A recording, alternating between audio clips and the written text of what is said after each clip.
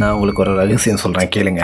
நீங்கள் எப்போது யோசிச்சு பார்த்ததுண்டா, நமக்கு ஒரு சில அடிக்ஷன் இருக்கும். அந்த அடிக்ஷனில் நம்ம வெளியே வரலாம் பார்ப்போம். அதுக்கு காரணம் டோபமைன், அதனால் முடியாதுன்னு சொல்லுவாங்க. ஆனால் அதுக்கு வேற ஒரு காரணம் இருக்குங்க. அது என்னன்னு தெரிஞ்சால் ஷாக் ஆகிடுவீங்க.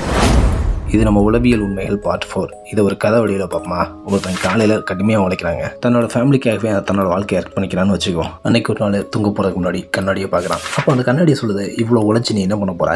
நீ இந்த உலகத்தை விட்டு போனதுக்கப்புறம் இந்த ஃபேமிலி ஒன்றையெல்லாம் மறந்துடுவாங்கடா அப்படின்னு சொல்லுது. இதெல்லாம் அவன் ஒரு விஷயமாவே யோசிக்கல. ஆனால் இது தொடர்ச்சியாக நடக்குது. அந்த முகம் தொடர்ச்சியாக அவன்கிட்ட பேசிக்கிட்டே இருக்கு. இரவு நேரத்தில் ஒரு நாள் அந்த முகம் எதிர்பார்த்த நாளும் வருது. அன்னைக்கு ஆஃபீஸில் பெரிய பிரச்சனை. இவனை நல்லா திட்டாங்க. இவனால வாழவே பிடிக்கலன்ற மாதிரி ஒரு கடுமையான சோகத்துக்கு போயிட்டான். அன்னைக்கு இரவு அந்த முகம் பேசுது, நீ இனிமேல் உனக்காக வாழ. அன்னைக்கு தவறான விஷயத்தில் நுழைஞ்சு வந்தான். இன்னைக்கு வரைக்கும் வெளியே வரல. அடே, இந்த மாதிரிலாம் எப்படா நடக்கும் அப்படின்னு நினைக்கிறீங்களா? நடக்குங்க. ஏன் தெரியுமா? உளவியல் உண்மைகளில் நம்ம உடம்புக்குள்ள மொத்தம் 2 சக்திகள் இருக்கு. அதில் ஒன்று ஈரோஸ். இது என்ன பண்ணும் அப்படின்னா, எப்படியாவது வெற்றி அடையணும், நம்ம குடும்பத்தை சந்தோஷமா பார்த்துக்கணும், மகிழ்ச்சியாக இருக்கணும் அப்படின்னு சொல்ற சக்தி. இன்னொன்று என்னன்னா தானடோஸ். இவன் தாங்க பெரிய வில்லன். இப்போ உதாரணத்துக்கு நம்ம ஓடுறோன்னு வச்சுக்கோங்களேன்.